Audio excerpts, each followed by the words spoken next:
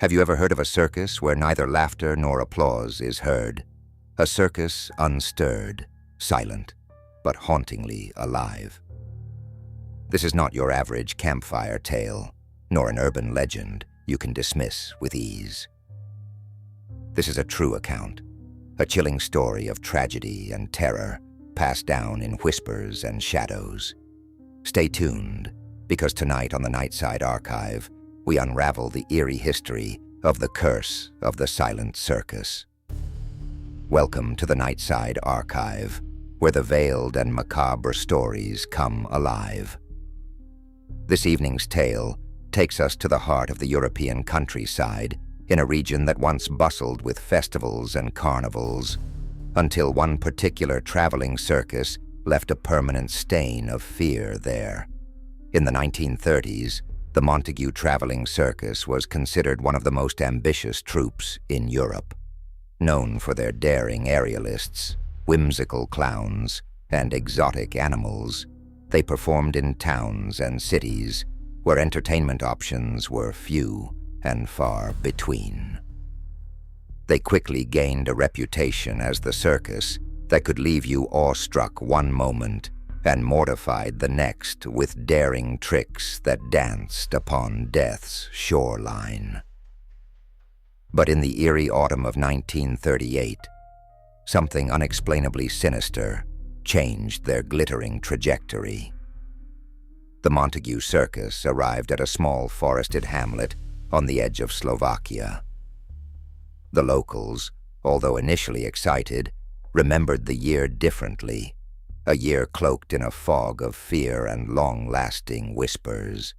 This would be the troupe's last performance, a night beyond terrifying in its cursed lore. The circus set up its grandiose tent on the outskirts of the village. The posters promised acts of wonder beyond mortal imagination. There was an odd detail, though. Where typically smiling faces of performers adorned the advertisements, these specific posters showed obscured visages and shadows that made the performers appear uncomfortably distorted. An ominous air preceded their arrival, but no one could have predicted the magnitude of horror that was about to unfold. The night of the performance, villagers arrived in droves, eager for an evening of revelry. Witnesses claim that as the acts began, something felt profoundly wrong. The animals, typically obedient, grew distressed. Horses neighed frantically, and an elephant recoiled as if sensing an unseen danger. The silence was deafening, as no applause followed. The villagers were too engrossed, almost hypnotized by what unfolded. The climax of the show was the debut of their newest act, a daring aerialist by the name of Elise Fontaine. Elise had recently joined the troupe and was said to be a prodigy. Her act promised a death-defying flight across the highest rigging with no safety net. But what was meant to awe turned into a harrowing spectacle. As Elise ascended, an unnatural gust of wind twisted the tent poles, though the night air outside was eerily still. Onlookers claimed to hear indistinct whispers, ghostly murmurs from nowhere. Midway through her act, Elise missed her mark. But here's the chilling part. Many spectators swore that ropes snagged her like invisible hands, yanking her downwards with malevolent force. The entire tent rang with her blood-curdling scream. Elise's lifeless body hit the sawdust ring, marking her as the first tragedy of the eerie night. The show abruptly ended. Shocked spectators were ushered out as the performers scrambled in a frenzy.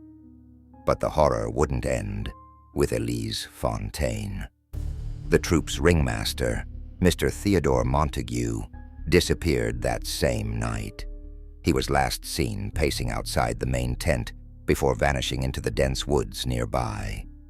His absence intensified the growing unease around the circus.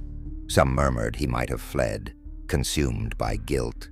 Others claimed they saw shadowy figures darting into the woods after him. A storm rolled in as the remaining performers tried to make sense of their situation.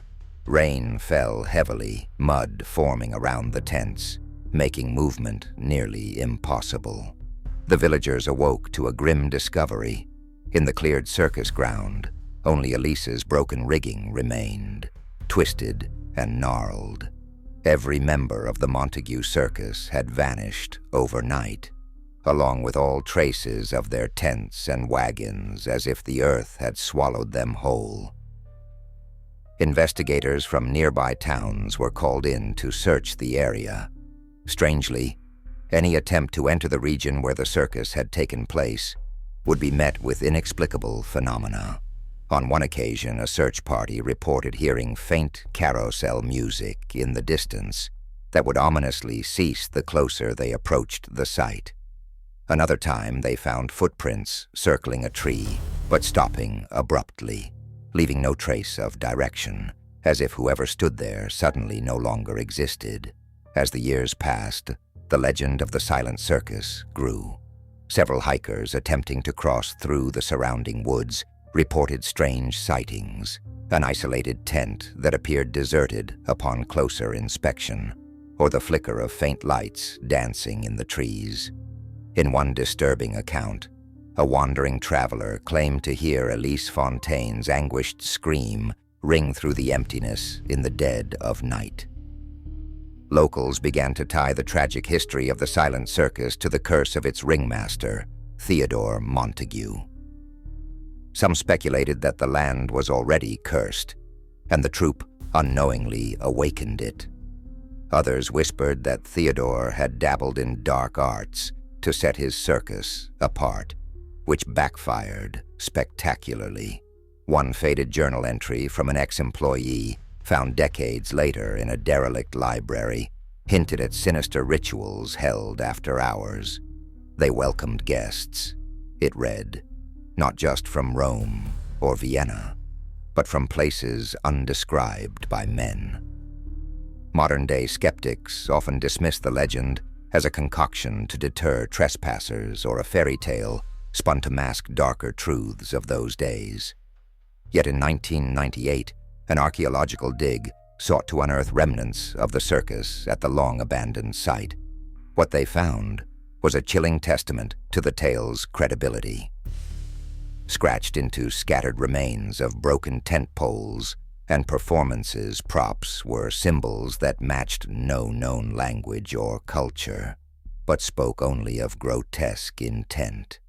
An artifact was pulled, a locket belonging to Elise Fontaine.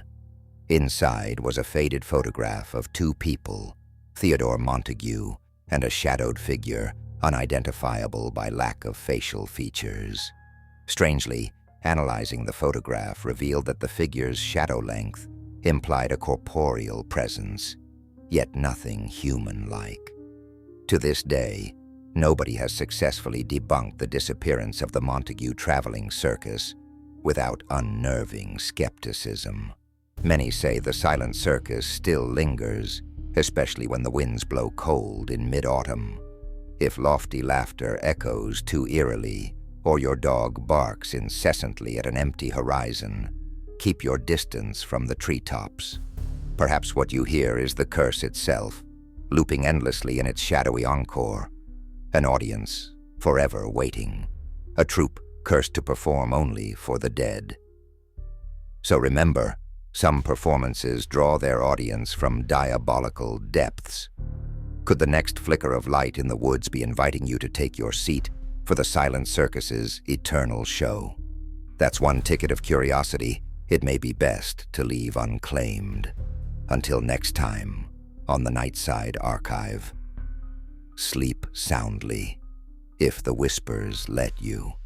Ensure the expanded voiceover is even more entertaining, but that it maintains the same style, tone, and key points as the original.